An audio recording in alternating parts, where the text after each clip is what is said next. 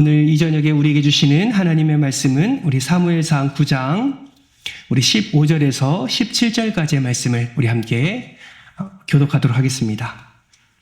사무엘상 9장 15절에서 17절까지의 말씀입니다. 우리 한 절씩 교독하겠습니다.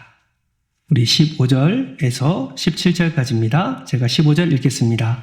사울이 오기 전날에 여호와께서 사무엘에게 알게 하여 이르시되 내일 이맘때에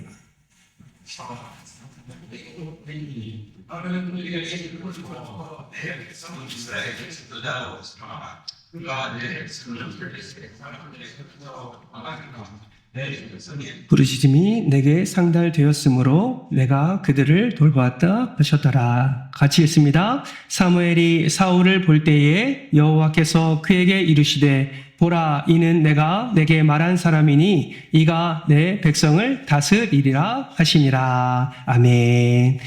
우리 앞뒤 좌우 이렇게 인사하겠습니다. 은혜의 자리에 잘 나오셨습니다. 네, 한 번 더 인사할 때 이렇게 인사하겠습니다. 하나님의 일하심을 바라보며 기도합시다.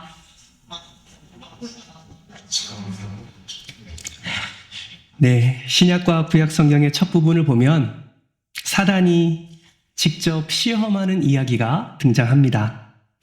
여러분, 구약에서는 사단이 누구를 시험합니까? 하와를 시험하지요. 신약에서 마태복음을 보면 서두에 마태복음 4장에 사단이 누구를 시험하나요? 예수님을 시험합니다.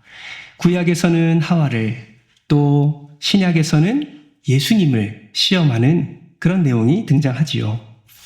여러분, 근데 그거 아십니까? 이렇게 서두에, 구약과 신약의 서두에 사단이 직접 시험을 하고 난 후에 그 이후에 많은 성경을 들여다보면 사단이 직접적으로 사람들에게 다가가 직접 시험하는 일이 그렇게 많이 나오지 않는다는 것을 우리는 확인할 수가 있습니다. 욥에게 시험을 했고 그 외에 사람들의 마음 가운데 찾아가서 때로는 삶에 찾아가서 직접적으로 그를 시험하는 일은 많지 않았다라는 것이죠. 신약 성경 때는 가룟 유다 정도로 그렇게 마음을 바꾸는 일이 있지 않았나 생각을 해보게 됩니다. 여러분, 그렇다면 사단이 직접적으로 성경 앞부분에 시험을 하고 뒷부분에 가면 갈수록 직접적인 시험이 없다 하여 우리는 사단의 시험이 없다라고 말할 수 있겠습니까? 그럴 수 없지요. 사단은 처음부터 그리고 예수 그리스도가 오시는 그날까지 우는 사자처럼 삼킬 자를 지금도 찾고 있고 지금도 우리의 삶 속에서 여러 가지의 것들로 미혹하며 우리를 유혹하고 있다는 사실을 우리는 분명히 기억해야 됩니다. 그렇다면 왜 사단은 성경 첫 부분에 자신의 존재를 드러내고 그 후반부로 갈수록 자신의 존재를 점점 더 숨겨가는 것일까요? 이것은 하나의 상징적인 의미로 우리가 생각할 수 있습니다.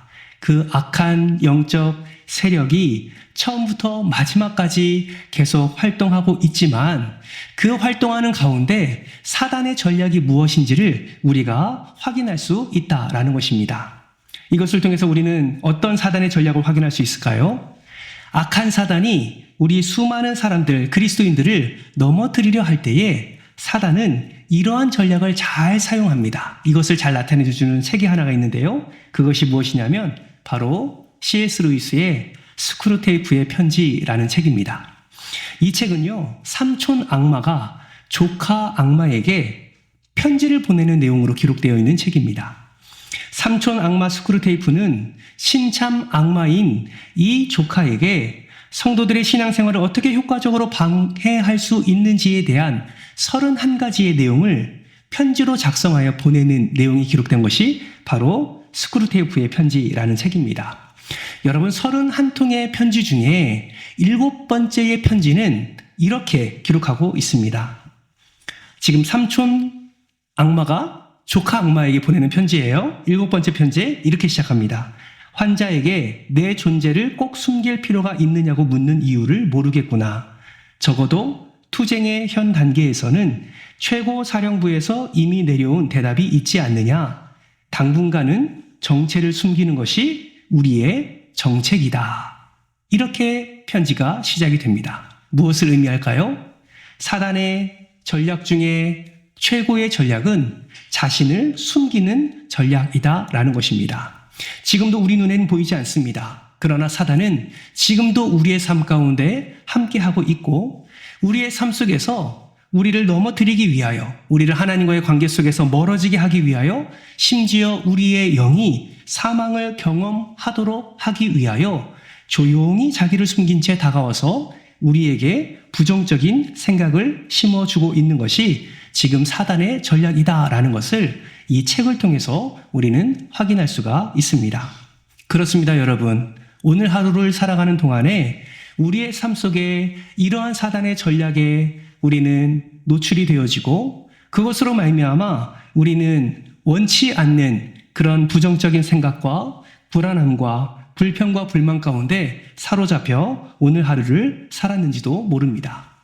어쩌면 이런 생각도 해봅니다. 사단이 자신을 숨기지 않고 오히려 때마다 시마다 삼킬 자를 찾을 때마다 우리의 눈에 보인다면 어쩌면 우리는 더 영적 전쟁을 수월하게 치를 수 있지 않나라는 생각을 해보게 됩니다. 그러나 사단은 지금도 여러분의 마음을 무너뜨리기 위해서, 여러분의 삶을 무너뜨리기 위해서 수단과 방법을 가리지 않는다라는 것을 우리는 잘 기억해야 될 줄 믿습니다.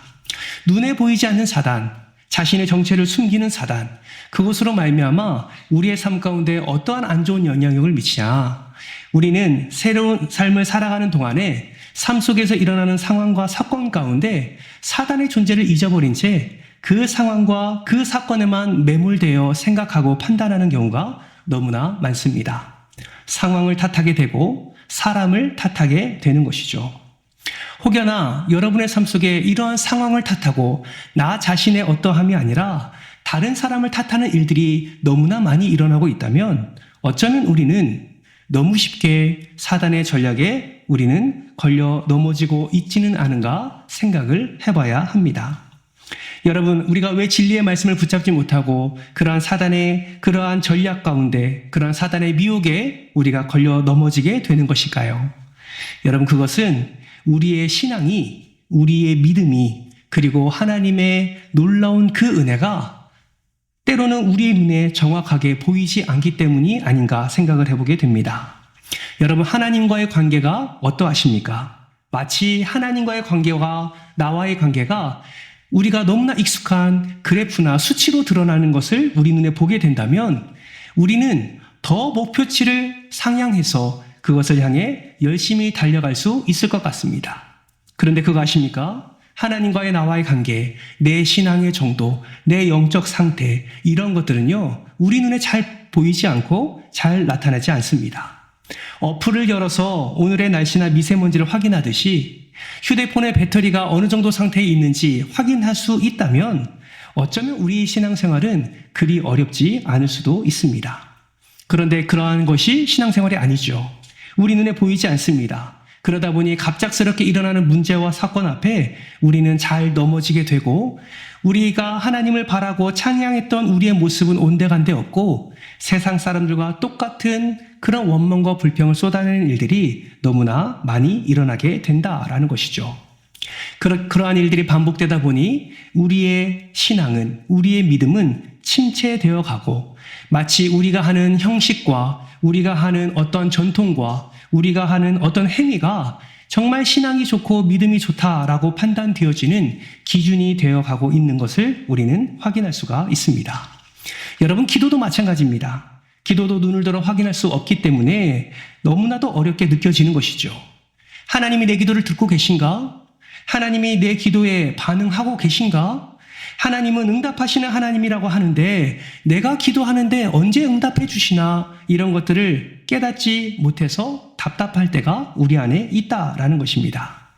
마치 폴로라이드 사진을 찍으면 바로 현상이 되어서 우리가 어떻게 사진을 찍었는지 나타나는 것처럼 우리가 기도할 때마다 하나님께서 즉각 응답을 해주시면 참 그것이 기쁨이 되고 감사가 되고 또 그것이 재미가 되고 그로 말미암아 더욱더 하나님께 기도할 수 있을 것 같은데 당장 눈에 보이지 않는 그 기도의 응답들로 인하여서 때로는 우리는 기도를 포기하거나 때로는 우리는 무기력감에 빠지게 되는 것을 경험하게 된다라는 것입니다.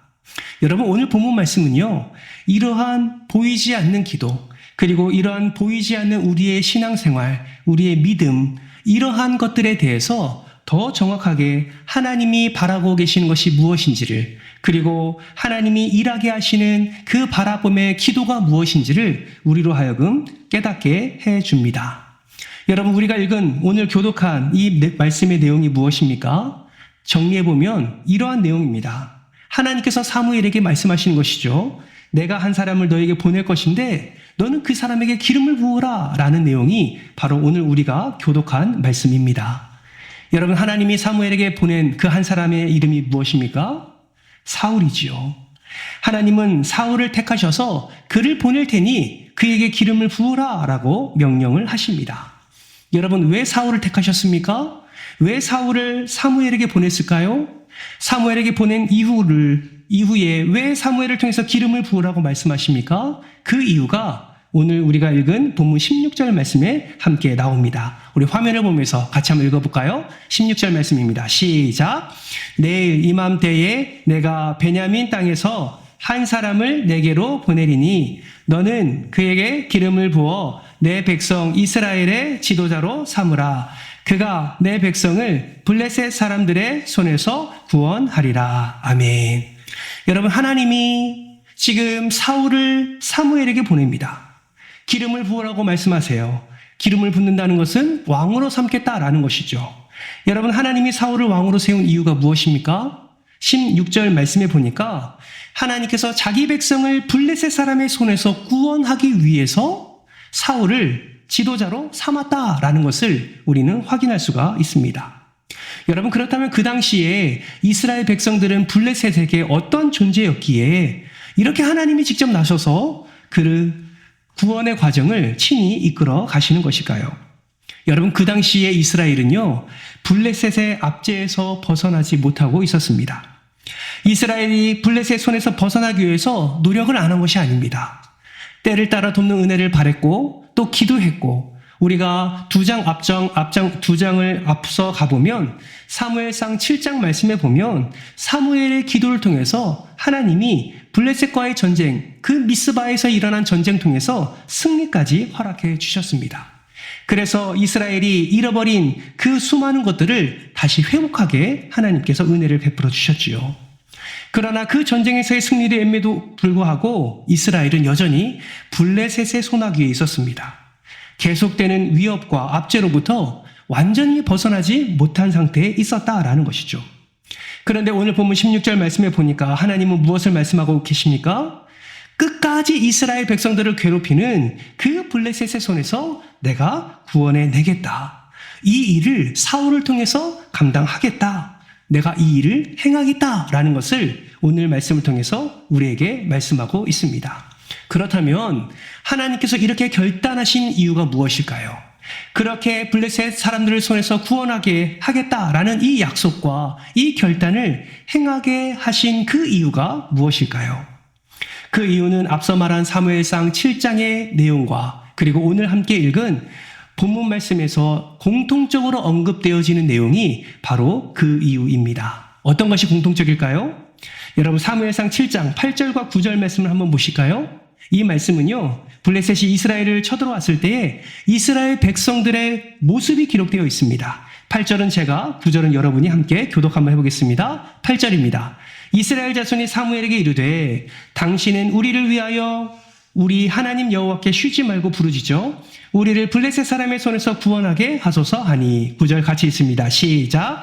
사무엘이 젖 먹는 어린 양 하나를 가져다가 온전한 번제를 여호와께 드리고 이스라엘을 위하여 여호와께 부르짖음에 여호와께서 응답하셨더라. 아멘. 이거를 잘 기억하시고 오늘 본문 16절 말씀을 다시 한번 함께 읽어보겠습니다. 공통된 부분 함께 찾아보시기 바랍니다. 16절 있습니다. 시작. 내일 이맘때에 내가 베냐민 땅에서 한 사람을 내게로 보내리니 너는 그에게 기름을 부어 내 백성 이스라엘의 지도자로 삼으라. 그가 내 백성을 블레셋 사람들의 손에서 구원하리라. 내 백성의 부르짖음이 내게 상달되었으므로 내가 그를 돌보았노라 하셨더니. 아멘. 여러분, 앞서 읽은 사무엘상 7장과 오늘 9장 16절 말씀을 통해서 하나님께서 블레셋 사람들과의 전쟁에서 승리케 하신 이유, 그 블레셋 사람 손에서 구원케 하신 이유, 공통적인 이유를 여러분 발견하셨지요? 빨간색만 잘 읽어도 그 공통적인 부분을 우리는 알 수 있습니다. 그 이유가 무엇입니까? 한 단어로 표현하면 바로 부르짖음입니다. 하나님께서 블레셋의 손에서 이스라엘 백성들을 구원하신 이유는 그 백성이 그 블레셋의 압제 가운데서 고통당하고 유린당하고 수치당하고 그 모든 것에 하나님 앞에 부르짖음으로 나아갔기 때문에 하나님은 자기 백성의 부르짖음을 들으시고 그 백성들을, 사랑하는 자기 백성을 블레셋 사람의 손에서 구원하시고자 행했다라는 것이죠. 여러분, 그렇다면 여기서 말하는 부르짖음은 도대체 무엇을 의미하는 것일까요? 여러분, 여기서 말하는 부르짖음은 히브리어로 차카라는 단어를 씁니다. 이 단어는 위급한 상황에서 구원받기 위해 극렬히 간구하는 호소를 의미합니다. 어떤 호소라고요? 극렬히 간구하는 호소. 여기서 말하는 극렬히라는 단어는 열렬하게, 맹렬하게라는 의미가 담겨져 있습니다. 즉, 위급한 상황이에요. 근데 그 위급한 상황을 벗어나기 위해서 다른 것을 붙잡지 않는 거예요. 그 위급한 상황에서 구원을 얻기 위해서 누구를 붙잡냐? 하나님을 붙잡고 하나님을 바라보는데 열렬하게, 맹렬하게 간구하며 호소하며 기도하는 것이 부르짖음이다라고 말하고 있는 것입니다. 그 부르짖음을 누가 들어요? 하나님이 들으시는 거죠. 하나님께 상달되었다라고 표현합니다. 여기서 말하는 상달되다라는 것은 히브리어로 바라는 단어를 쓰는데 이는 오다, 들어오다라는 의미를 가지고 있지요. 즉, 부르짖는 자의 소리를 하나님의 그 마음 가운데로 들어왔다, 하나님이 그것을 들으셨다라는 것을 의미하고 있는 것입니다. 하나님을 향한 부르짖음, 그 맹렬하고 그 열렬한 그 간구, 그 호소를 하나님께서 들으시고 그것을 기뻐하시고 그것을 반응하신 것이 바로 오늘 본문에 말씀하고 있는 하나님의 모습이다라는 것입니다. 앞서 사무엘상 7장 9절 말씀도 동일하지요. 우리 사무엘상 7장 9절 말씀, 하나님께서 부르짖는 그 기도를 들으시고 하나님이 어떻게 행하셨습니까? 우리 화면을 보면서 같이 한번 9절 말씀 읽어볼까요? 시작! 사무엘이 이스라엘을 위하여 여호와께 부르짖음에 여호와께서 응답하셨더라. 여러분, 사무엘을 부르짖으니 여호와께서 뭐 하셨다고요? 뭐 하셨다고요? 응답하셨다고요. 그 부르짖음의 반응은 응답이라고 분명히 말씀합니다. 16절 하반절 말씀도 보세요. 백성들이 부르짖으니 내가 그들을 돌아보았노라 라고 반응하는 모습을 우리는 확인할 수 있습니다. 돌아보다, 자세히 응시하다, 주의 깊게 살피다 라는 의미가 담겨져 있지요. 백성들의 부르짖음을 보시고 그를 응시하시고 그리고 주의 깊게 살피신 후에 사울을 세워 그들을 구원하시겠다 약속하고 있는 모습이 오늘 본문 말씀에서 하나님의 모습임을 우리는 확인할 수 있다라는 것입니다. 그렇다면 앞서 사무엘상 7장 사건과 오늘 본문 사건을 통해서 우리가 공통적으로 발견할 수 있는 것이 무엇입니까? 여러분, 하나님의 일하심을 바라는 기도는 다른 것이 아니라는 거예요. 하나님의 일하심을 바라는 기도는 하나님을 온전히 찾고 바라는 부르짖음이 하나님의 일하심을 바라는 기도라라는 것을 우리는 확인할 수가 있습니다. 사랑하는 성도 여러분, 여러분은 하나님의 일하심을 사모하십니까? 하나님의 일하심이 여러분의 삶 가운데 임하기를 소망하십니까? 하나님이 여러분의 가정을 붙드시고 여러분의 자녀를 붙드시고 여러분의 일터를 붙드시고 그 일터 가운데, 그 가정 가운데, 그 자녀들의 인생 가운데, 그리고 나의 인생 가운데 하나님의 일하심을 여러분 정말 사모하고 계십니까? 여러분 정말 그 하나님의 일하심을 사모하신다면 우리는 이것을 해야 됩니다. 그것이 무엇입니까? 하나님께 부르짖어야 한다라는 거예요. 왜요? 하나님의 일하심의 이유가 바로 부르짖음이기 때문에 그렇습니다. 여러분, 하나님도 분명히 예레미야 29장 12절 13절 말씀을 통해서 우리에게 이렇게 말씀하셨어요. 너희가 내게 부르짖으며 내게 와서 기도하면 내가 너희들의 기도를 들을 것이다. 너희가 온 마음으로 나를 구하면 나를 찾을 것이다. 그리고 나를 만날 것이다. 라고 29장 말씀을 통해서 말씀하고 있습니다. 그리고 조금 전에 보셨던 예레미야 33장 3절은 이렇게 말씀하시죠? 같이 한번 읽어볼까요? 시작!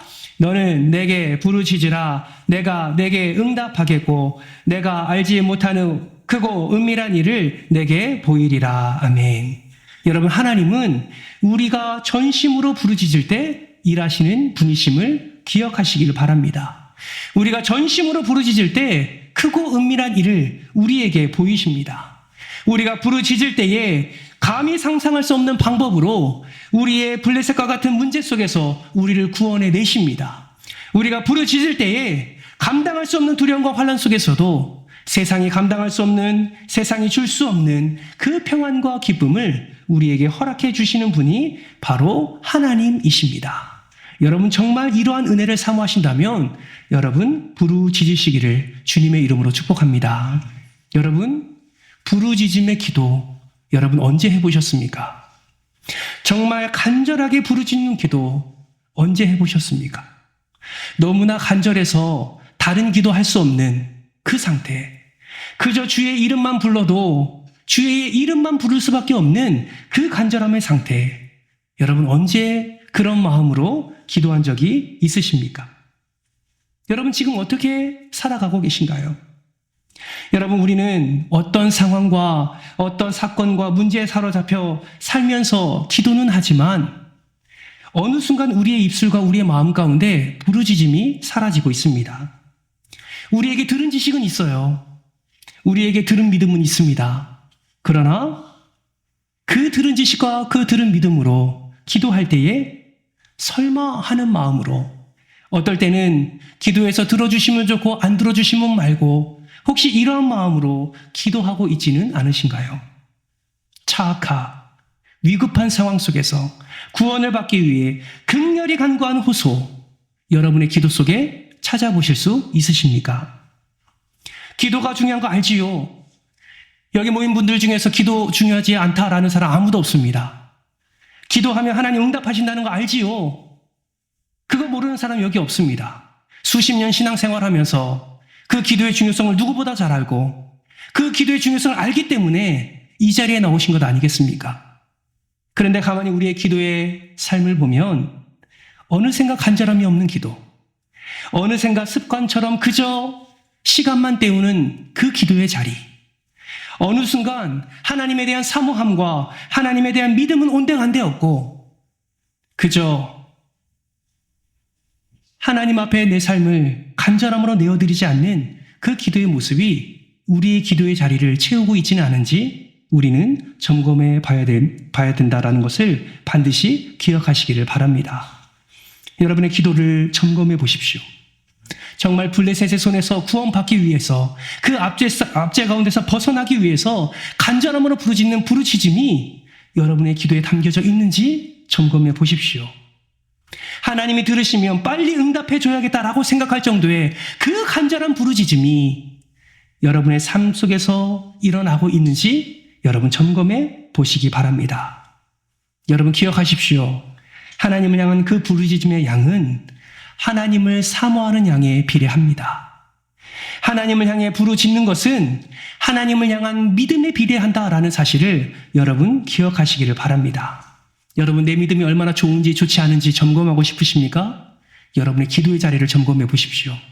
그러면 하나님을 얼마나 사모하는지, 하나님을 향한 믿음을 얼마나 잘 견고하게 세워져 가고 있는지를 우리는 확인할 수가 있습니다. 여러분이 믿는 하나님은 정말 신실하게 응답하시는 하나님이십니다. 아멘이십니까? 정말 신실하게 응답하시는 하나님이세요. 자기 백성을 끔찍하게 사랑하시는 분이 바로 저와 여러분이 믿는 하나님이십니다. 그거 아십니까? 오늘 본문 말씀을 통해서도 하나님이 자기 백성을 구원하기 위해서 얼마나 세밀하게 준비하시는지, 얼마나 세밀하게 준비하시고 역사하시는지를 우리는 발견할 수 있습니다. 여러분 오늘 본문 말씀을 한번 생각해 보세요. 하나님이 사무엘에게 말씀하시는 이 사건은 어떤 사건과 연결됩니까? 우리 사무엘상 9장 1절 말씀부터 쭉 보시면 사울의 아버지가 암나귀를 잃어버린 사건으로부터 시작됩니다. 간단히 정리하면 암나귀를 잃어버렸어요. 그래서 사울에게 그 암나귀들을 찾으라고 보냅니다. 사울이 혼자 가지 않지요. 사원과 같이 갑니다. 3일 길을 찾습니다. 찾지 못합니다. 사울이 말하지요. 오히려 아버지가 3일 동안 우리가 들어가지 않음으로 인해서 걱정할 것 같다. 이제 우리 들어가자. 사원이 뭐라고 말합니까? 숲 땅에 도착했을 때에 사울이여, 이 땅에 선견자가 있습니다. 하나님의 사람이 있습니다. 그곳으로 가십시다 라고 얘기합니다. 사울이 말하지요. 나에겐 아무것도 없어. 그에게 드릴 것 아무것도 없어. 사원이 말합니다. 저에게 은 한 세겔 4분의 1이 있습니다. 이것을 드리고 우리가 찾고 있는 그 암나귀에 대해서 한번 물어봅시다 라고 말합니다. 여러분, 이 이야기가 지금 9장부터 쭉 이어지고 있는 거예요. 근데 그거 아세요? 마치 이것이 사환의 지혜로 사환의 그 사울을 데리고 가는 모습으로 비춰줄 수 있지만 이 모든 과정은 지금 누가 주관하고 누가 역사하고 있다는 것입니까? 하나님이 그렇게 행하고 있다는 거예요. 여러분, 사환이 종입니다. 종이 가지고 있는 돈이 얼마나 많겠습니까? 자신의 돈을 내어주면서까지 굳이 그 나귀를 찾아야 되겠습니까? 자신의 책임이 아니에요. 잃어버린 것이. 굳이 거기까지 가지 않아도 됩니다. 사무엘을 찾지 않아도 됩니다. 그저 사울의 말에 몸을 돌이켜 집에 돌아가도 됩니다. 그런데 하나님은 그렇게 인도하지 않으십니다. 백성들의 부르짖음을 들으신 하나님은 백성들이 블레셋 손에서 구원을 얻기 위하여 하나님이 준비하시는데 사울과 사원을 사무엘에게 인도하게 하시고 그를 통해서 기름 붓게 하시고 그 사울이 기름 부음을 통하여서 블레셋 손에서 구원 얻게 하시는 하나님의 놀라운 계획을 하나하나 우리에게 보여주고 있다라는 사실을 우리는 반드시 기억해야 됩니다. 그럼 이것을 통해서 우리는 무엇을 확인할 수 있습니까? 하나님의 구원의 계획은 실수도 없고 세밀하게 준비하시는 하나님, 우리를 응답하시는, 우리의 부르짖음에 응답하시는 하나님은 준비하시는 하나님, 완벽함으로 허락해 주시는 하나님의 응답을 오늘 이야기를 통해서 우리는 확인할 수가 있는 것입니다. 여러분 기억하십시오.